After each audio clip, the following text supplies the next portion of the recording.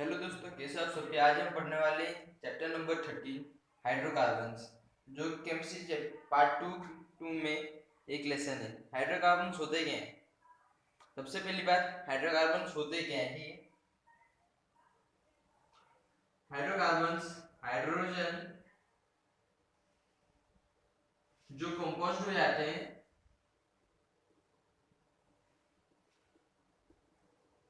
Carbons के साथ, ऐसे हाइड्रोकार्बन्स होते क्या हैं? ऐसे हाइड्रोजन जो हाइड्रोजन कार्बन से कंपोस्ट हो जाते हैं उनको हम हाइड्रोकार्बन्स कहते हैं। समझे?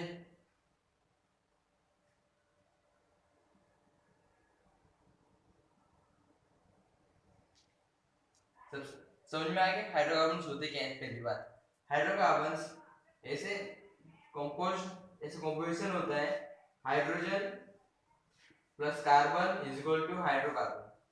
पहली बात ये समझ में आ गई आपको? ठीक है, आगे बढ़ते हैं।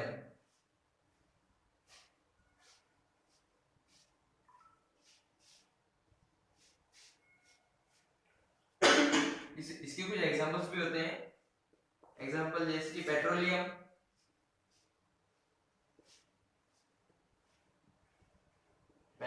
हो गया, केरोसिन हो गया, हमारी ह्यूमन बॉडी हो गई,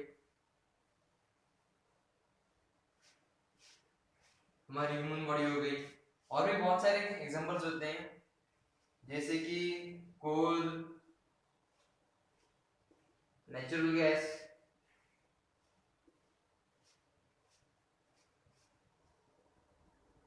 एक्सेट्रा एक्सेट्रा। ठीक है, आप सबको समझ में आएगा हाइड्रोकार्बन्स होते क्या है। अब आगे बढ़ते हैं हम लोग।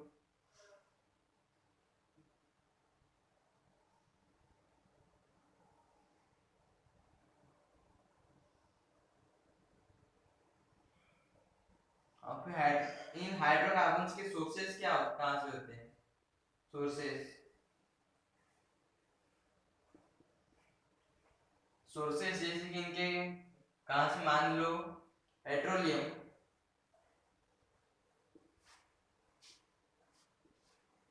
जो कि सॉइल में से मिलता है अपन को, सॉइल में से मिलता है जब हम डीप डाउन ड्रिलिंग करते हैं तब।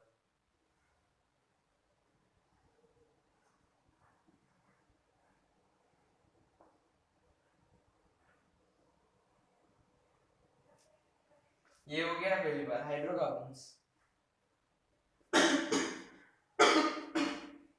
पेट्रोलियम हो गया, केरोसिन हो गया, कोल हो गया, नेचुरल गैस हो गई।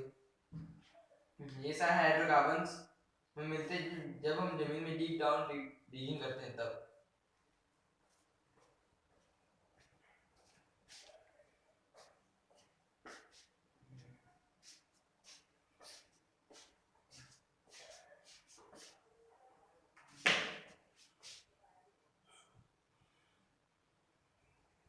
पेट्रोलियम, अब हम पेट्रोलियम की बात करते हैं। सबसे पहले पेट्रोलियम, ये जो हम डीप डाउन डिगिंग करते हैं, ये ऑयल, पेट्रोलियम ऑयल है जो सॉइल के अंदर ट्रैप होता है।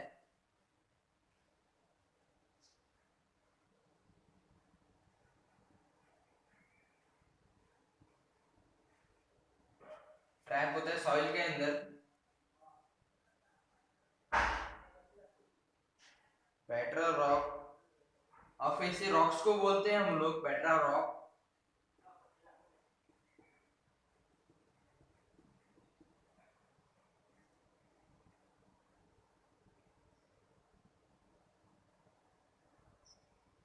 ओलियम ऑयल, या फिर मैं एक और चीज इसको बोल सकते हैं, ओलियम ऑयल।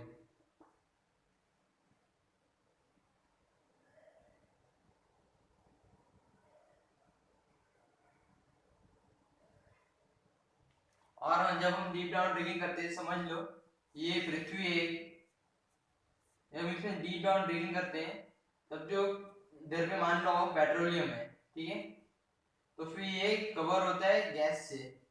इधर पे गैस भर रही, इधर पे गैस भरी रहती है, और फिर उसके नीचे होता है पेट्रोलियम। उसके नीचे होता है पेट्रोलियम।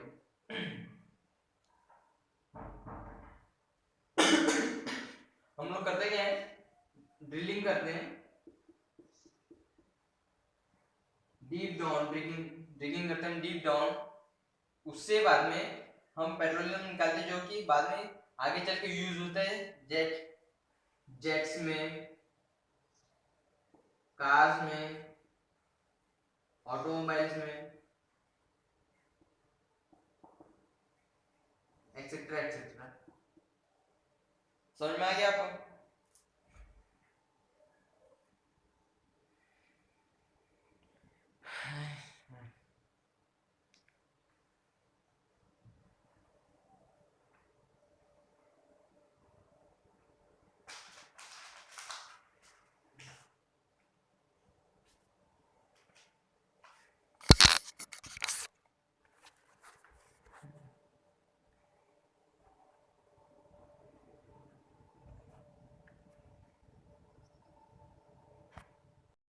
कैसे हो दोस्तों आप सभी?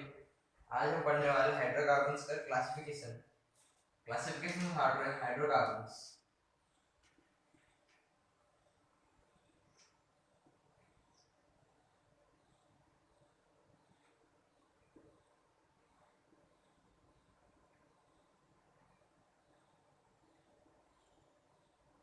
क्लासिफिकेशंस ऑफ हाइड्रोकार्बन्स, ये दो टाइप के होते हैं। सबसे पहली बार पहला वाला होता है acyclic of acyclic,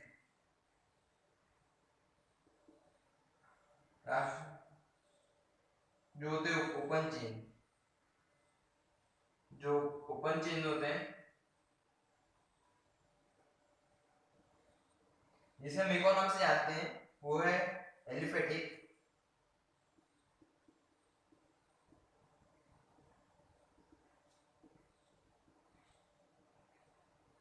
aliphatic, acyclic और एलिफेटिक। ये ओपन चेन्स कार्बन होते हैं। दूसरे टाइप के कार्बन होते हैं कार्बोसाइलिक या फिर साइलिक।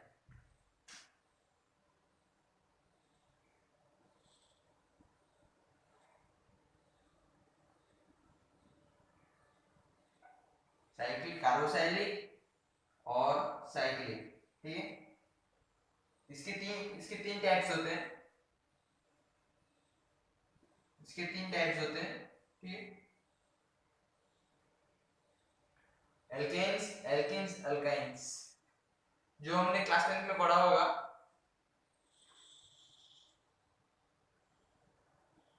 एल्केन्स, एल्काइंस, एल्कीन्स, ठीक है। एल्केन्स, एल्काइंस, एल्कीन्स, ये हो गए इसके तीन प्रकार। इसके दो प्रकार होते हैं, असाइक्लिक, एरोमेटिक, एलिसाइक्लिक और एरोमेटिक। एलिसाइक्लिक या फिर एरोमेटिक। एलिसाइक्लिक के और तीन टाइप्स होते हैं,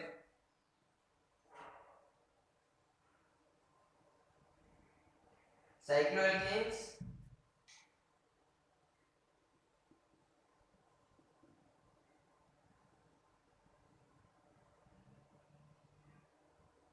साइक्लोएल्कीन्स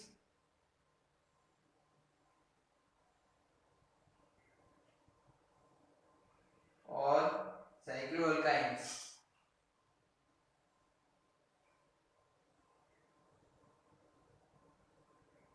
ठीक। एल्केन्स के बारे में हम जानते हैं थोड़ा। एल्केन्स के बारे में, ये पैराफिन्स होते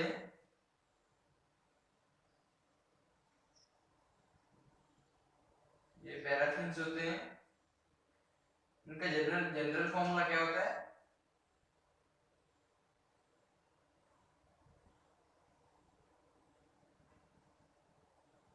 CnH2n+2। इसमें sp3 हाइड्रोलाइजेशन होता है। ये आपने पहले पढ़ा होगा केमिस्ट्री के पार्ट 1 में। sp3 हाइब्रिडाइजेशन होता है।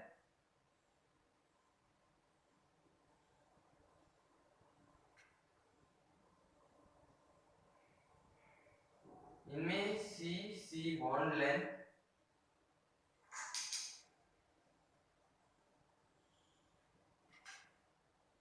1.5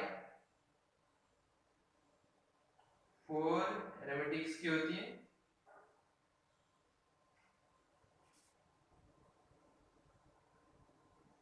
और ये केमिकली अनरिएक्टिव होते हैं। एल्केन्स होते हैं वो केमिकली अनरिएक्टिव होते हैं, वो किसी रिएक्ट नहीं करते ज्यादा आसानी से, केमिकली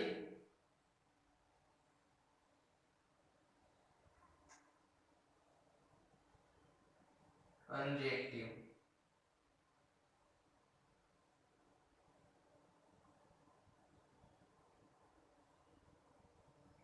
ये शो क्या करते हैं, शो चेन कोहेजन एंड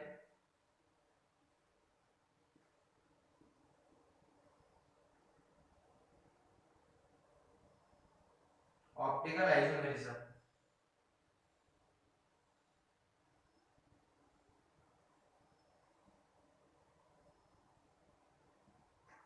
ये चीज शो करते हैं alkanes show chain cohesion and optical isomerism, chemically unreactive, C bond length 1.5 aromatic, sp3 hybridisation, general formula CnH2n+2 और पैराफिन्स होते हैं ये लोग।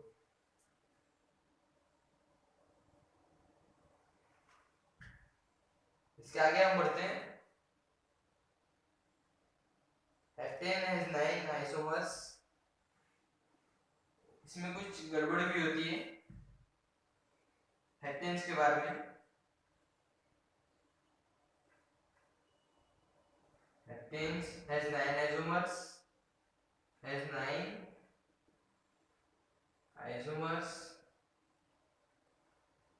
octane 18 and decane 75।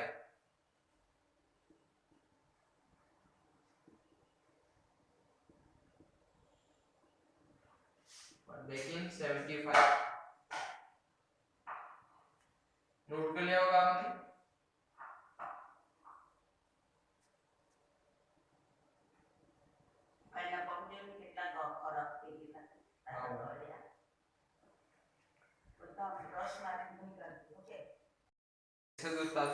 आज मैं आपको नॉमेनक्लेचर का थोड़ा सा एक पार्ट का थोड़ा सा समझा देता हूँ। नॉमेनक्लेचर होता है ये नेमिंग करते हैं हम, जब कार्बन एक हाइड्रोकार्बन दूसरे कार्बन से जुड़ता है और तीसरे कार्बन से जुड़ता है तो उसको हम क्या नाम देंगे, उसको बोलते हैं नॉमेनक्लेचर।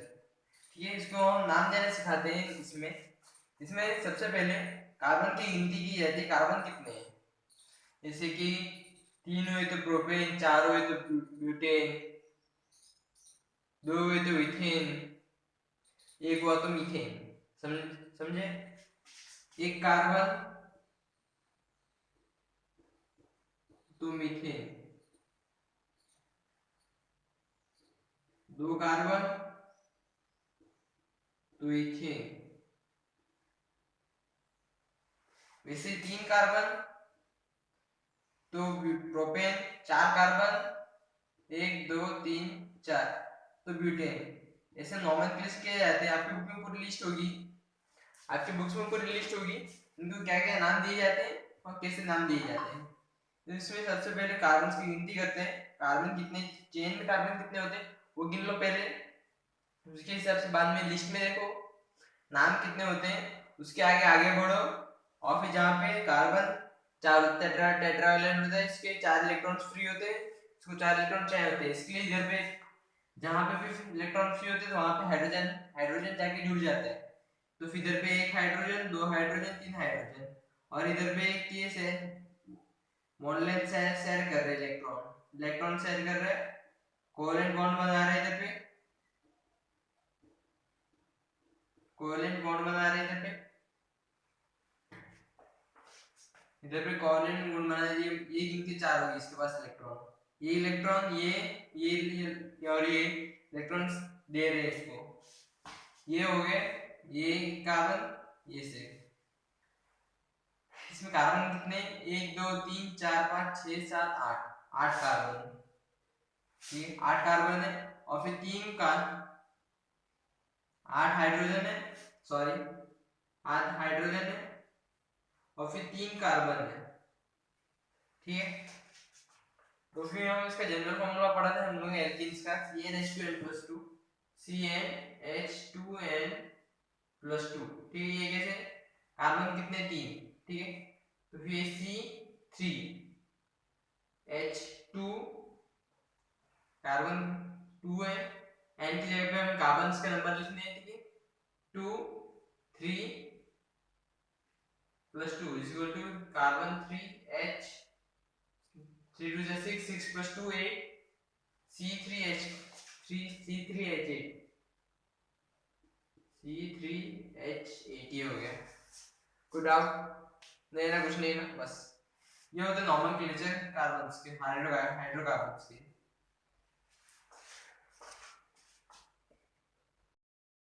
तो हेलो दोस्तों, कैसे आप सभी, आप सबका स्वागत है मेरी इस वीडियो में। मैं आज आपको सिखाऊंगा हाइड्रोकार्बन्स का वर्ड्स रिएक्शन। इस रिएक्शन में होता क्या है कि 2CH3 CH2Br+2Na ट्राईथर के बीच में रिएक्शन होता है, फिर ये नया कंपाउंड मिलता है हमको CH3 CH2 CH3+2NBr sodium bromide, ये हमको मिलता है। इसमें क्या मेनली फॉलो होता है, 3 रेडिकल रिएक्शन इसमें मेनली होते हैं, ठीक है। और फिर एक एल्केन्स होता है, उसको बनाने में काम आता है ये, जो सिर्फ even numbers of carbon atoms से बने होते हैं, ठीक है। Stepping up the reactions, Franklin reactions में 3 रिएक्शंस हैं। पहला है फ्रैंकलिन रिएक्शंस में Rx number of atom, Rx Zn Rx Rr + ZnH2, ये आपको इतना बात समझ में आए, थैंक यू। जैसे आप सभी आज हम पढ़ने वाले हैं हाइड्रोकार्बन्स का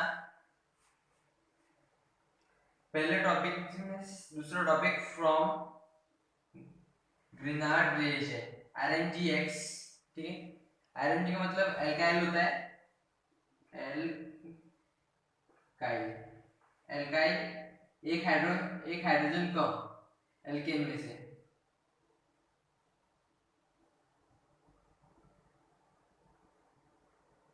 एल्केन में से एक हाइड्रोजन कम, उसका मतलब होता है एल्काइल, ठीक है। From gradient reagent Rmax plus HOH Rmax plus MaCOOH, ठीक है।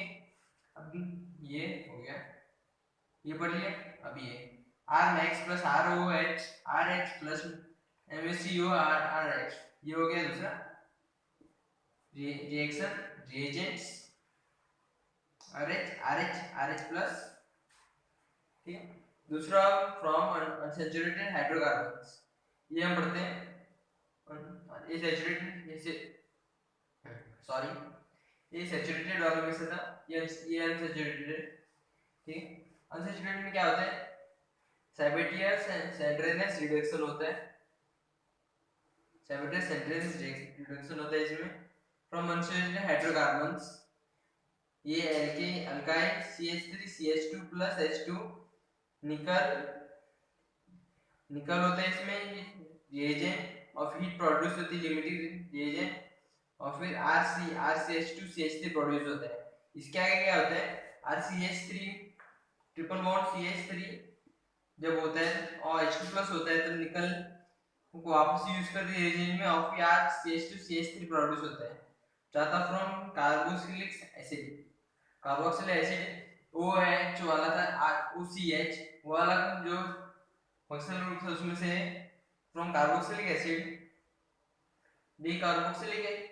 डीकार्बोक्सिलेशन CH3CO NaOH CaO, इसमें आगे कोलबेस इलेक्ट्रोलाइटिक मेथड, इसमें क्या है 2CH3 CONA प्लस 2H2O, पानी ऐड हो रहा है इसमें, सोडियम ऐसे, ये ईथर है, सोडियम ईथर में वो सोप पढ़ा था हमने 10वीं कक्षा में, लास्ट क्वेश्चन में था उस सोप वाला, वो है ये 2CONA और सोडियम एसीटेट, सोडियम एसीटेट। ये हम सिंपली हमें ये फंक्शनल ग्रुप, हमें ये कंपाउंड सूप में भी देखने मिलते, इसमें R प्लस COH था अपने 10th क्लास में, ठीक है, 10th क्लास में सोडियम एसीटेट इलेक्ट्रोलाइसिस होता है और फिर क्या बनता है CH3 single bond plus CO2 plus H2 plus 2NOOH। समझ में आ गया आपको? कैसे हो दोस्तों आप सभी? आज हम बात करने वाले हाइड्रोकार्बन्स की फिजिकल प्रॉपर्टीज के बारे में। सबसे पहले आते हैं उसकी नेचर। कोई भी हाइड्रोकार्बन्स के नेचर के बारे में बात करते हैं अभी। सबसे पहले उसके नेचर के, non polar due to covalent nature of C single bond C carbon bond and CC bond CH bond, CC bond energy is equal to 83 kilojoules per mole and CH3 bond energy 99 kilojoules per mole. CH3CH4 gases, CH3C17 colorless odorless liquid and C17 solids। इतना समझ में आ गया आपको? इसके आगे समझाता हूँ। अभी सॉल्युबिलिटी क्या होती है उसकी अभी हम कोई भी कंपाउंड आपको पता होगा। अब सॉल्युबिलिटी के बारे में बात करते हैं हम। Like dissolves like, same dissolve हो जाते हैं आराम से। Which polar compound dissolves in polar solvents, जो पोलर कंपाउंड्स है तो वो पोलर सॉल्वेंट्स में डिसॉल्व हो जाते हैं आराम से। मतलब कि आपने कोई पोलर कंपाउंड ले लिया, वो आराम से पोलर सॉल्वेंट में डिसॉल्व हो रहा है।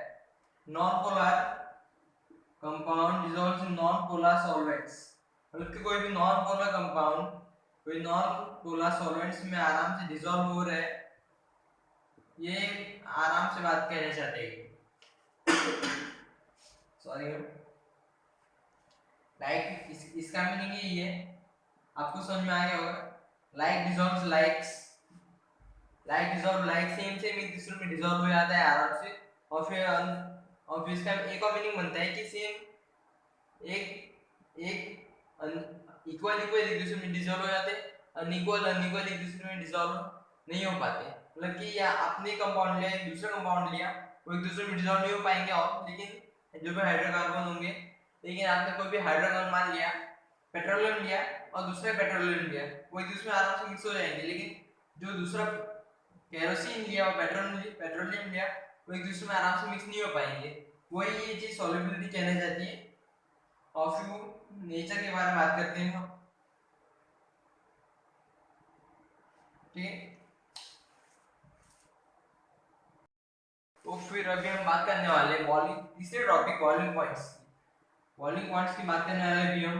Low boiling point use is non polar nature, ठीक है। वो नेचर में नॉन पोलर होते हैं, ये आपको पहले टॉपिक में मैंने बताया था। वो नेचर में नॉन पोलर होते हैं, उनके मॉलिक्यूल्स साथ में कॉम्पैक्टली जुड़े हुए होते हैं, are held together only by weak van der Waals forces, ठीक है। उनके बीच में one der Waals forces week होता है, सिंस हमें पता है कि the magnitude of the van der Waals forces is directly proportional to the molecule size, ठीक है। वन डर वाल फोर्सेस का मैग्नीट्यूड, मतलब कि वन डर वाल फोर्सेस की जो पावर होती है वो डायरेक्टली प्रोपोर्शनल होती है वो मॉलिक्यूलर साइज की। एक एग्जांपल देता हूं मैं। Increasing the number of carbon atoms के नंबर में इंक्रीज है, ठीक है,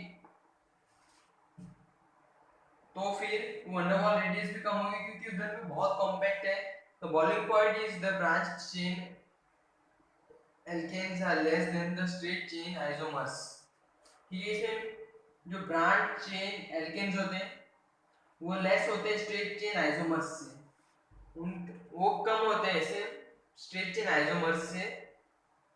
आप समझ सकते हो आगे, इसको नोट कर लेना। तो boiling point of the branch chain alkanes ठीक, वो सिंगल चेन वाले कार्बन होते हैं, उन वो कम होते हैं स्ट्रेट चेन आइसोमर्स से। ठीक, आइसोमर्स आपको पता होगा सेम सेम वाले वो कम होते हैं। ठीक है, this is due to the fact that branching of the chain makes the molecule more compact। ठीक है, मॉलिक्यूल कॉम्पैक्ट कब बनता है, जब वो ब्रांच उसके बीच में ब्रांचिंग ज्यादा होती है, मतलब ज्यादा कार्बन से जुड़े होते हैं, ज्यादातर ब्रांचेस बनी हुई होती है उससे। ठीक है, less than the straight chain isomers। This is due to the fact that the branching of the chain makes the molecule more compact। ठीक है, एक मॉलिक्यूल कॉम्पैक्ट कब होगा, जब देखिए एक कार्बन जैसे कार्बन से, ठीक है, ये कॉम्पैक्ट है, ब्रांच ए से जुड़ा हुआ, ए से जुड़ा हुआ, ए से जुड़ा हुआ, ए से जुड़ा हुआ, ए से जुड़ा हुआ, ए से जुड़ा हुआ, ए से जुड़ा हुआ, ए से जुड़ा हुआ, ए से जुड़ा हुआ, ए से जुड़ा हुआ है, ए से जुड़ा हुआ है, ए से जुड़ा हुआ है, ए से जुड़ा हुआ है, ए से जुड़ा हुआ है, ऐसे एक दूसरे से जुड़े हुए और कॉम्पैक्ट बनते जाते हैं। जितने ब्रांचेस होते हैं उतने ज्यादा कॉम्पैक्ट बन जाएंगे ये, and thereby decrease the surface area and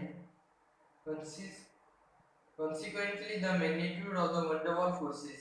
van der Waals forces के जो पावर होते हैं वो एक कंसिस्टेंटली कम करते रहते हैं। ठीक है, एंड डिक्रीजेस, और कम हो जाते हैं। Thank you.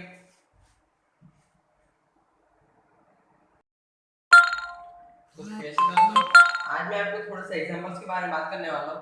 हमने इससे पहले वाले वीडियो में देखा था कि हाइड्रोकार्बन्स का बॉइलिंग पॉइंट के बारे में जाना था हमने। ठीक है, उसके जो प्रॉपर्टीज पढ़ी थी बॉइलिंग पॉइंट के बारे में, 309 282 ऐसे कुछ थी, 309 301 282.5 के ऐसे कुछ बॉइलिंग पॉइंट्स के मेजरमेंट्स थे। ठीक है, सबसे पहले एन पेंटेन की बात करते हैं। जिसमें एन पेंटेन आता है उसका बॉइलिंग पॉइंट 309 के तक है। अब दूसरे आगे आइसोपेंटेन। ठीक है, आइसोपेंटेन तीन एक अलग से ब्रांच निकली होती है, उसमें 1 2 3 मेनली उतने ही होते हैं, लेकिन उसमें एक अलग से ब्रांच निकली होती है, उसको आइसोपेंटेन कहते हैं। उसका बॉइलिंग पॉइंट कुछ 301 तक होता है, इससे थोड़ा सा कम है। इसकी ब्रांचेस बाहर निकली हुई है, मतलब कि एक लंबा कम है, फिर आराम से टूट सकता है ये उससे, और फिर इसकी उससे और कम होती है। ये ज्यादा है इससे, ये इससे ज्यादा है। ठीक है, समझ में आ गया इतना।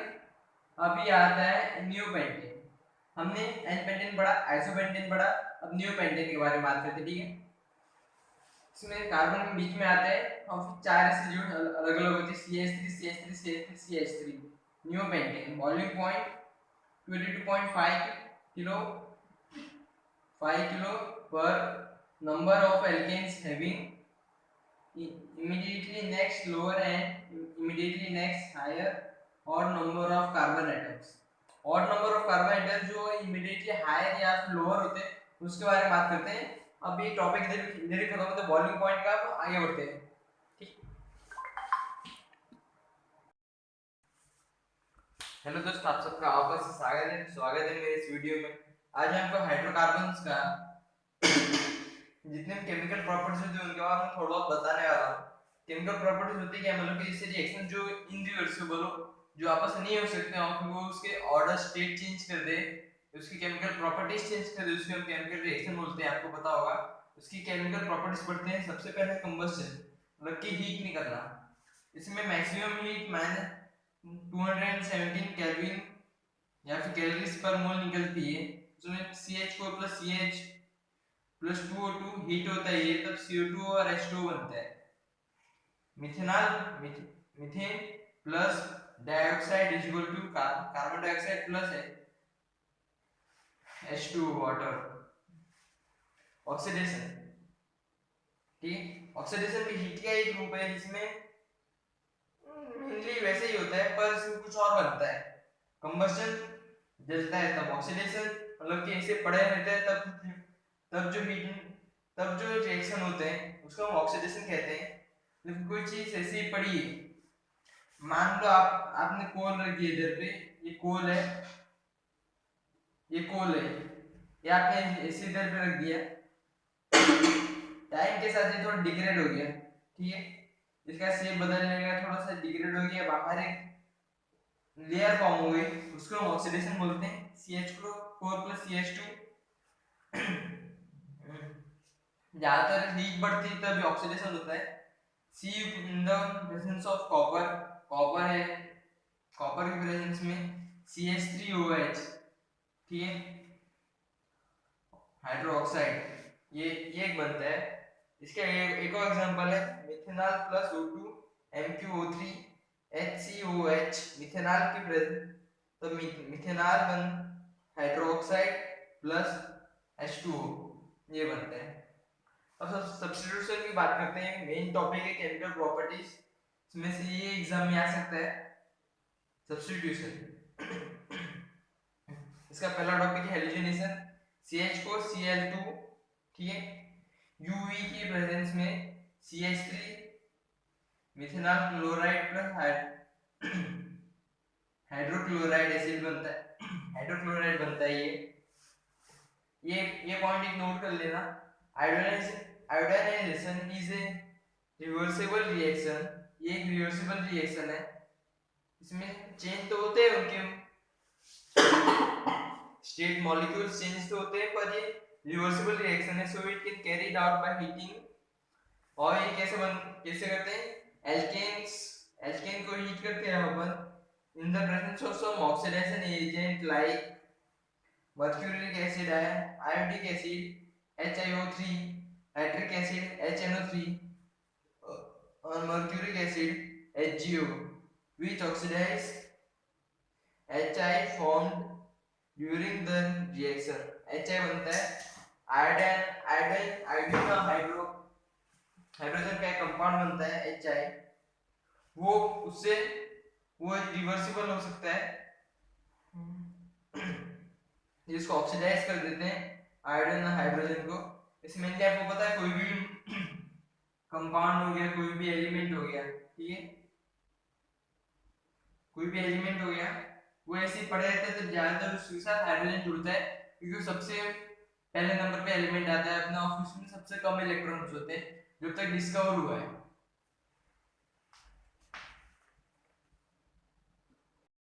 तो फिर भी हम वही आयोडाइजेशन रिएक्शन की बात करने वाले हैं। इसमें हमने पिछले वीडियो में देखा था कि ये रिवर्सिबल है, तो फिर कैसे रिवर्सिबल वो देखते हैं, ठीक है। सबसे पहले मीथेन रिएक्ट करता है आयोडीन से, हीट प्रोड्यूस होती है और फिर CH3I बनता है और Hi बनता है, ठीक है।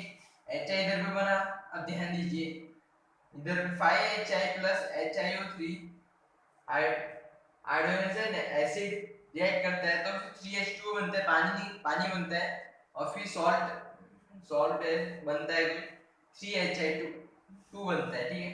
इधर पे सबसे पहले वो रिवर्सिबल रिएक्शन बताइए, इधर भी दूसरी रिवर्सिबल रिएक्शन है, इसमें 2Hi रिएक्ट करता है नाइट्रिक एसिड से, और फिर 2H2 बनता है, Hi2 बनता है, और फिर नाइट्रोजन बनता है, ठीक है। इसमें अलग अलग हो जाते हैं, तो इधर पे वापस अपने पास ये आयोडीन आ जाता है, इधर पे अपने पास आयोडीन आ जाता है, इधर से ये रिवर्सिबल है, ये साबित कर देता है, ठीक।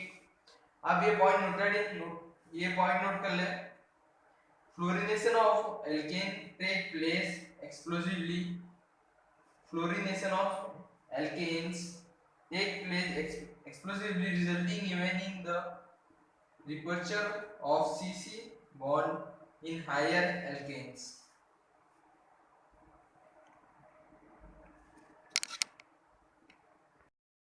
हेलो दोस्तों, तो अभी हम बात करने वाले हैं हाइड्रोकार्बन्स के फीचर्स ऑफ हेलोजनेशंस के बारे में, ठीक है।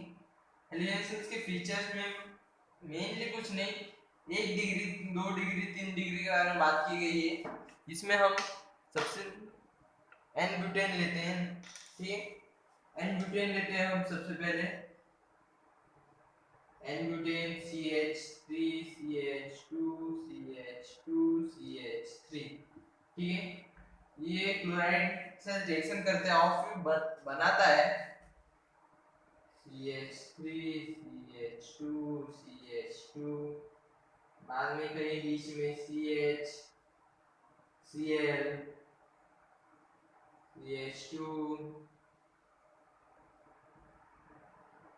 ऐसे करके कुछ बना देता है ये बात में,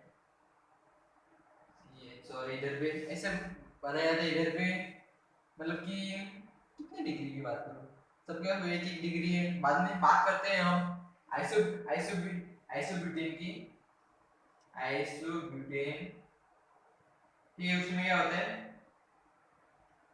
CH3 CH2 CH2, बीच में कहाँ पे CH3 CH, ऐसा कुछ वो रिएक्शन होता है क्लोराइड के साथ HB लेके, और फिर बनाता है CH3 CH3 CH3, कार्बन ही इधर पे, सिर्फ कार्बन ही, और फिर इधर पे Cl, बस एक बनाया जाता है। उसमें ज्यादा कुछ है नहीं फीचर वैल्यूएशन में।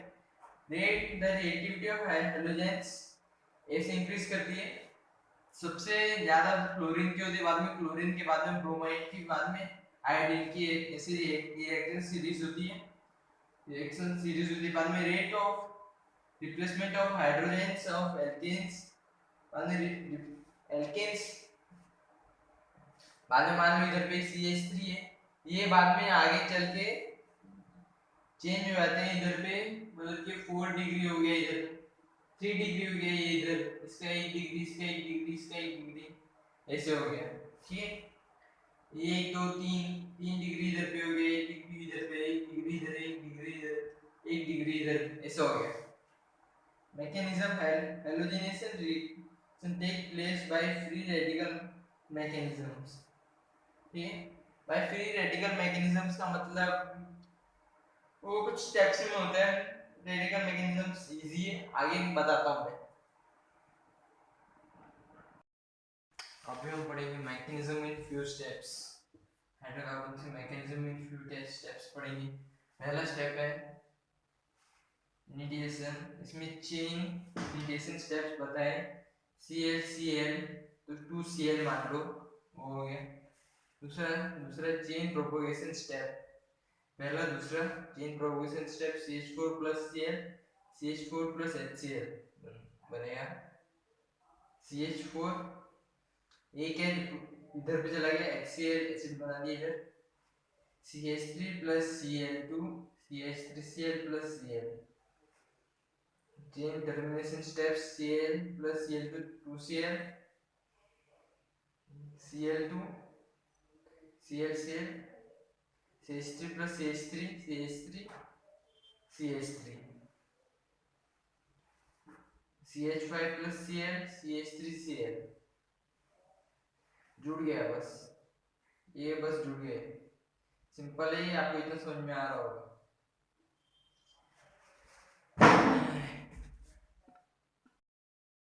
तो फिर अभी इस पेज में हम आ चुके हैं, अभी नाइट्रेशन समझने वाले हैं। नाइट्रेशन हाइड्रोकार्बन्स का एक मेन टॉपिक है नाइट्रेशन। इसमें the reaction take place by free radical mechanisms, जैसे फ्री रेडिकल्स मैकेनिज्म्स की मदद से रिएक्शन टेक प्लेस होता है, उसका हाई टेम्परेचर 750 डिग्री के पास होता है, और उसका at high temperature CC bond is also broken so that mixture of nitroalkanes is so obtained। Mixture nitroalkanes का एक मिक्सर हमें मिलता है, जिसको हम 450 डिग्री पे जब हीट करते तब हमें कुछ कुछ परसेंट ये सारे कार्बन कंपाउंड्स मिलते हैं। इस कार्बन कंपाउंड को 450 डिग्री विद नाइट्रिक एसिड के साथ हीट करने पे, इस कंपाउंड को नाइट्रिक एसिड के साथ हीट करने पे हमको ये मिलता है CH3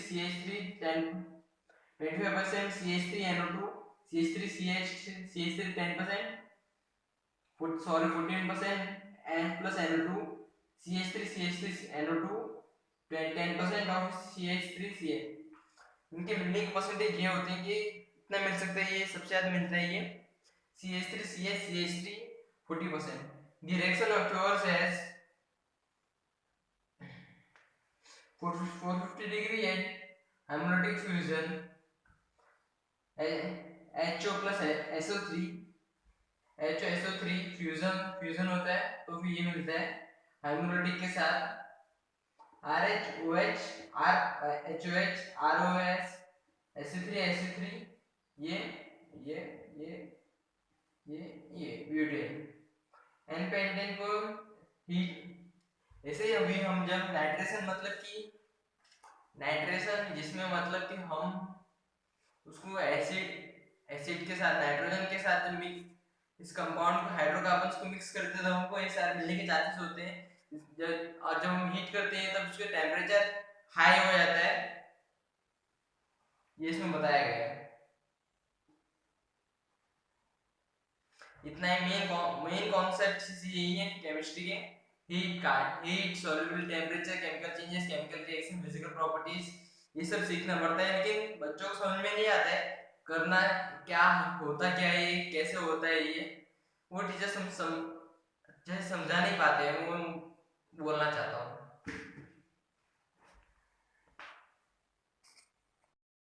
तो कैसे दोस्तों आपने अब आज हम हाइड्रोकार्बन के बारे में पढ़ने वाले हैं, एरोमेटाइजेशन। ये शब्द एरोमा से आया है, एरोमा से शब्द आया है एरोमेटाइजेशन। इसमें होता क्या है मतलब कि डाइक्रोमेट ऑक्सीजन के साथ ये हीट किया जाता है और फिर बेंजीन मिलता है हमको। वैसे ही इधर पे और भी हीट किए जाते हैं। इसके अभी इधर पे फॉर्मूलाज ऐसे कुछ दिए हुए एग्जांपल्स दिए हुए, जैसे कि this method is also called dehydrogenation, मतलब कि क्या बोलते हैं एक टाइप से रिडक्शन नहीं मान लो आप, डिहाइड्रोजनेशन ऑक्सीडेशन मान लो आप, एक टाइप से ऑक्सीडेशन मान लो, डिहाइड्रोजनेशन, ठीक है, और हाइड्रोफॉर्मिंग, ठीक है। हाइड्रोफॉर्मिंग का मतलब तो मेरे को पता नहीं इतना, लेकिन मैं आपको जितना समझ में आ रहा उतना समझाता हूँ। Similarly heptane gives toluene, octane gives xylene and 2 methyl heptanes give एम्ज़ाइम। समझ में आ गया? इतना सिंपल है, बस क्लियर। तो फिर कैसे दोस्तों वापस आपका स्वागत है मेरे इस वीडियो में। मैं आज 3 टॉपिक्स कवर करने वाला हूँ। पहला थर्मल डिकम्पोजिशन, दूसरा एक्शन ऑफ स्टीम, तीसरा आइसोमेराइजेशन, ठीक है। सबसे पहले टॉपिक की बात करें thermal decomposition. When higher alkanes are heated at high temperature, जो हायर एल्केन्स होते हैं पेट्रोलियम वगैरह हो, पेट्रोलियम जैसे हाई एल्केन्स होते हैं, सिंगल बॉन्डेड वाले एल्केन्स, जब वो हाई टेंपरेचर पे हीट कर देते हैं, प्रेजेंस ऑफ एल्युमिनियम या कोई मेटल प्रेशियस मेटल जैसे कि एल्युमिनियम और सिलिका कैटलिस्ट बन जाते हैं उसके लिए, और फिर मतलब कि रिएक्शन एजेंट बन जाते हैं, और फिर alkanes break down lower alkanes and alkanes. वो लोअर एल्केन्स या फिर एल्केन्स में सिंगल बॉन्ड वाले या डबल बॉन्ड वाले एल्केन्स में टूट जाते हैं। वो जैसे कि CH3 CH2 CH3 ये हो गया एक। बाद में CH3 CH CH2 plus CH3 CH3 CH4 plus CH, ठीक। इसमें ये था ये हायर एल्केन था CH3 CH2 CH3, ठीक है। ये बाद में टूट गया CH3 CH CH2 में, ये इससे छोटा है, इसमें ज्यादा कंपाउंड्स, इसमें कम कंपाउंड्स है, इसमें ज्यादा कंपाउंड्स है। एलिमेंट्स ज्यादा और कम है, ठीक है। बाद में ये CH3 टूट गई इसमें। अब इन दोनों का इसका देख लो, इसको देख लो, दोनों में से बड़ा कौन है? ये बड़ा है।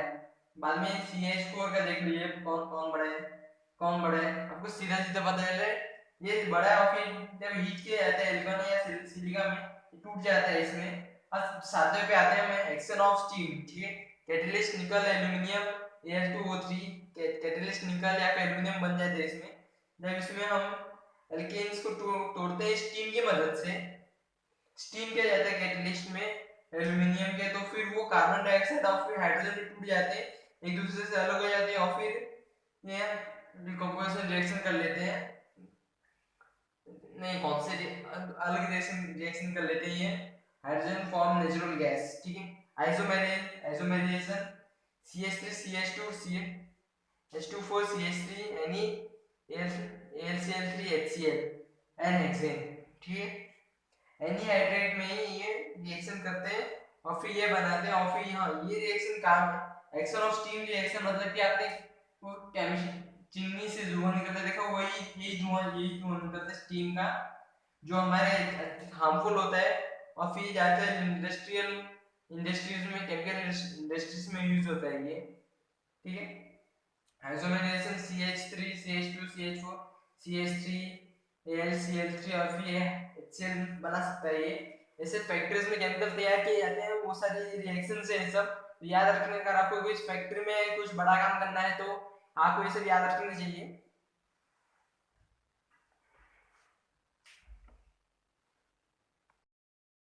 तो हेलो दोस्तों, कैसे आप सभी। आज हम पढ़ने वाले हैं पॉलीमिक साइक्लिक पॉलीमराइजेशन के रिजल्ट्स के बारे में, थोड़ा बहुत पढ़ेंगे अभी।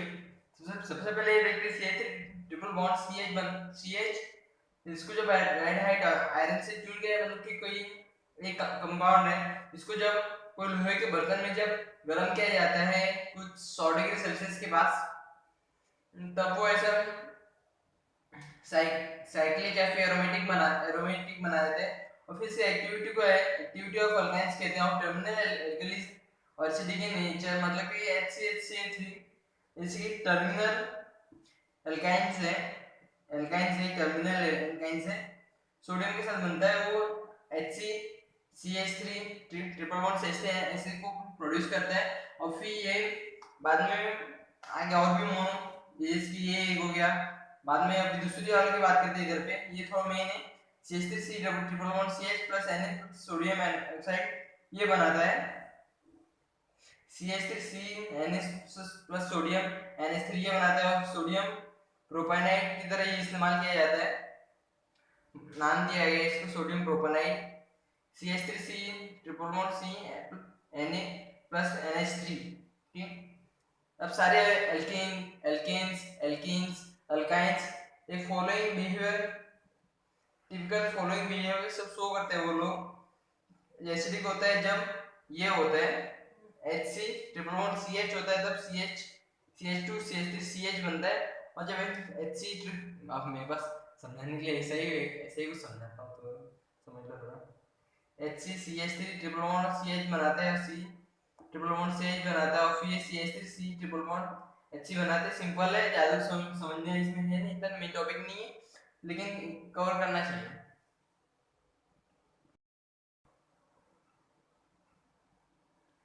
तो कैसे दोस्तों, आपका स्वागत करता हूँ अपने नेक्स्ट लेसन में। इस लेसन में हम सीखेंगे एरोमेटिक हाइड्रोकार्बन्स के बारे में, मतलब कैसे हाइड्रोकार्बन जिसमें हक्कल रूल यूज होता हो, HUC हक्कल रूल यूज होता हो। इसमें इलेक्ट्रॉन मतलब कि मेनली 2 3 4 5 6 तक होते हैं, और फिर स्टेबल कंपाउंड होता है, बेंजीन का होता है, नॉन बेंजोनाइड्स का होता है। इसमें एरोमेटिक कंपाउंड के बारे में बात करते हैं। सबसे पहले containing benzene rings, where benzene rings contain करते हैं are known as benzonoids, and those who not contains benzene rings are known as benzonoids, non benzonoids। इसके स्ट्रक्चर के बारे में बात कर लेते हैं हम। द स्ट्रक्चर ऑफ बेंजीन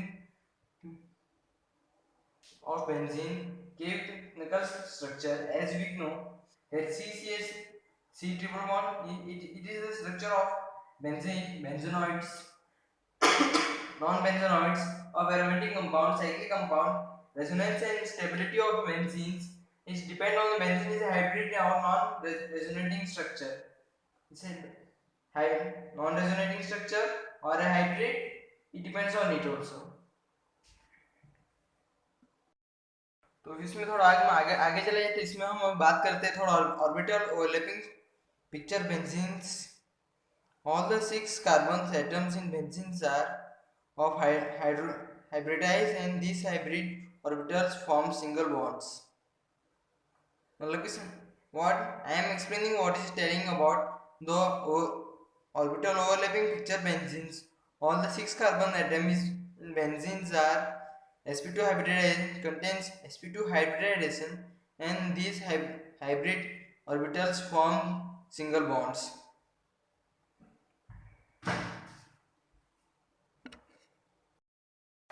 तो फिर भी हम एरोमेटिसिटी के बारे में now we will discuss about aromaticity.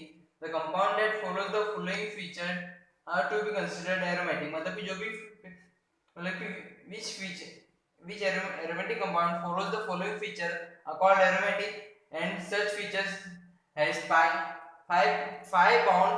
bonds are sigma bond, and they are not connected to the nuclei as much as the sixth bond called the pi bond.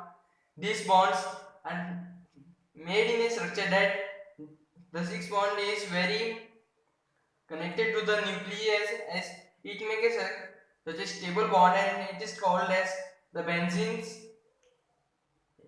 This is due the benzenoids are very connected to each other and make a stable compound. Here we will study about aromaticity.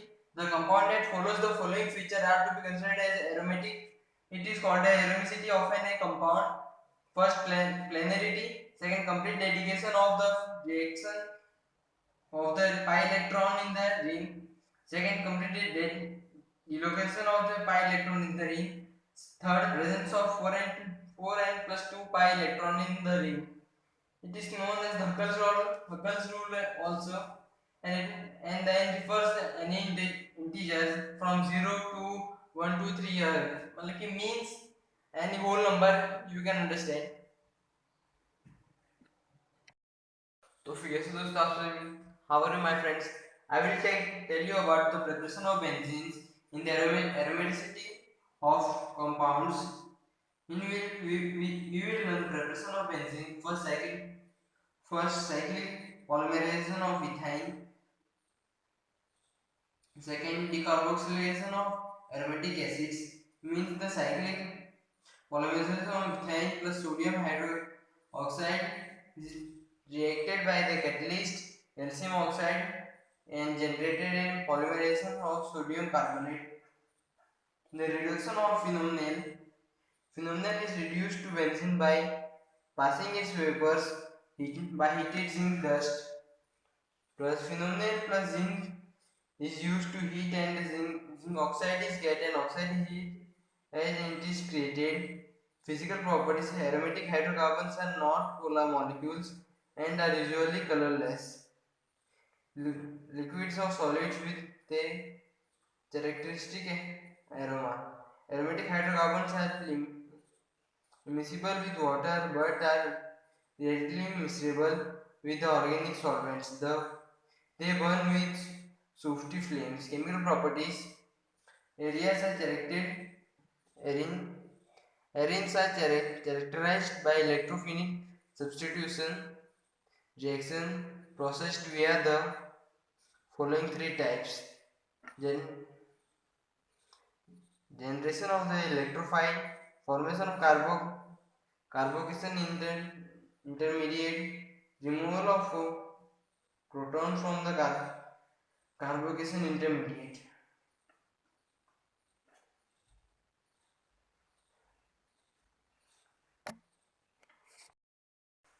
So how are you friends? I am here teaching you about benzene nitration, some reactions with the benzenes. I am teaching you here. So here are some first nitrations. First nitrations, it is in reaction with benzene. It is a reaction with benzene which creates nitration, concentrated acid, nitric acid plus concentrated sulfuric acid creates a compound called nitrobenzenes. When it acts as catalyst and forms nitrobenzenes. Second, halogenations. When it is done, anhydride is used, anhydrous is used, and chlorobenzene is created. Here Cl is compounded and the nitrobenzenes does S into S. Now we are going to the next step. So here is the benzene sulfonic acid. Sulfonification is used here, and the SO3 is used and the catalyst as a catalyst, and it is created a new compound, benzene sulfonic acid. Here and here is the new compound is formed. It is due to the Federal Crafts alkylation. Here, Federal Craft alkylation ethyl benzene is created with the use of C2H5 plus HCl is excreted from this compound, and here at the last anhydrous is created and benzene acid phenone is created here with the use of this CH3 plus HCl is formed. Thank you. So, our friends, we are now, which is the last session of our chapter hydrocarbons. Here are the two benzene rings. These are two benzene rings formed with each other and compounded with each other, and this makes a toxic compound. And it is called the toxicity of benzenes. When two benzene rings are composed with each other in a fume, it makes a toxic compound which can cause cancer.